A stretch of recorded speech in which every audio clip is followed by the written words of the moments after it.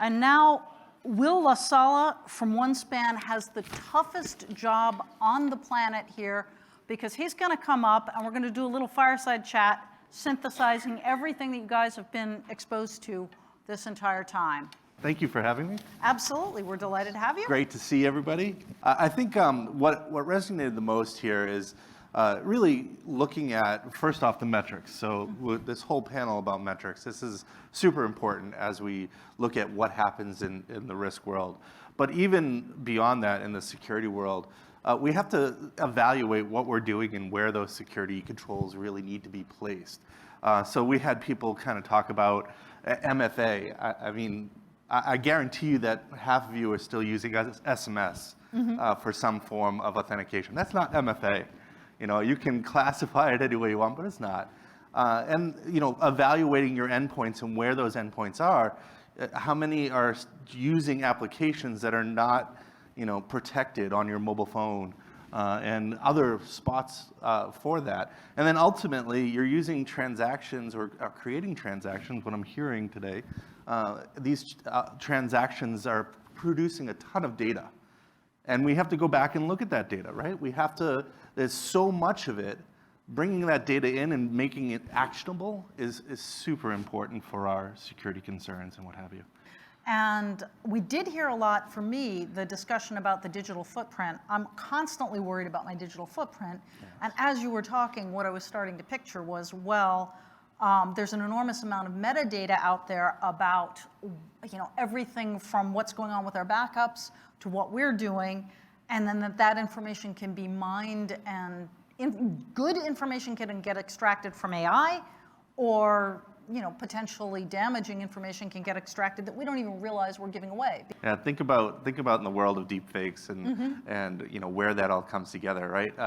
That said, when you were talking about the whole portability of identity, what I thought about was, for a lot of online magazines, there are different commenting engines, and there's only a handful of them. So if I'm reading 5 different magazines and commenting on all of them, you can pretty quickly build a profile of who I am because you see who this person with their fake name is, what they're commenting on. But in that world of, you know, these deep fakes and kind of bringing that identity together, as you're, you know, being able to say, okay, this was generative, this person, this information was generative, and you're using all of these different data repositories to create these fake identities, you know, making certain that that person can be proven beyond a shadow of a doubt, beyond, you know, like just simply, okay, they look okay on a video stream, or the ID looks okay to me when I walked into a bar with my fake ID. Yeah, exactly.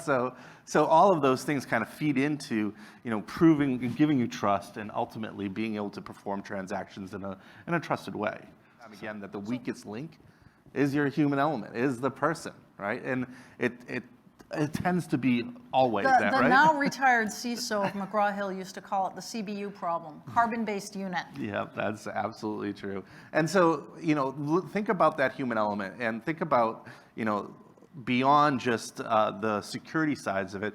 We want them to interact with us. We want them to perform transactions with us. We want them to complete transactions with us.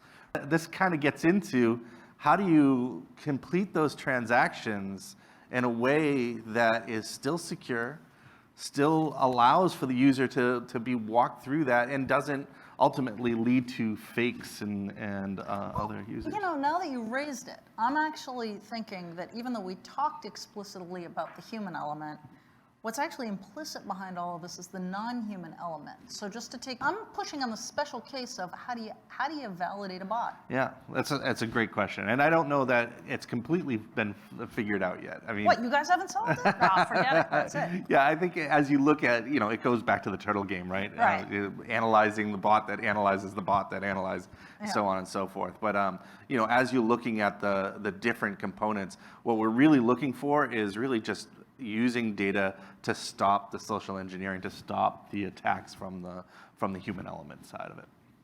Yeah, and I think for me, the one thing, well, I got a lot of good insight on the value of different metrics on our panel. I think that was fantastic, and thank you for pushing us on that. I think the other thing that leapt out at me was I was happy to see finally a little bit of reconciliation of the standards because, you know, I've always been a secret MITRE bigot. NIST always, we've done work with NIST and they always struck me as too high level and abstract. And to their credit, they've been really addressing that with zero trust. They built out a real architecture. But I love the fact that, hey, there are things that each architecture, each framework does that the other one doesn't. So 100%. It's not either or, it's both and. And I thought if there was just one message that people walked out of this with, that might be one of the contenders for top 3. Yeah, absolutely. That was a great message because I mean it is right. If you don't know don't know frameworks, the yeah. frameworks, you really should get in and look at how they complement each other. I mean the NIST frameworks. I did a lot of work with them. A lot of people in this room did a lot of work with them as they kind of came up with those frameworks. And you know, and MITRE is just a whole tool that you have to love. Yeah. Thank you very much for your insights. Thank you for having me. Thanks for being willing to sit in this spot. It's a hot seat. No problem. And thanks everyone for making this a fantastic conference. We really appreciate it. Thank you. Thank you.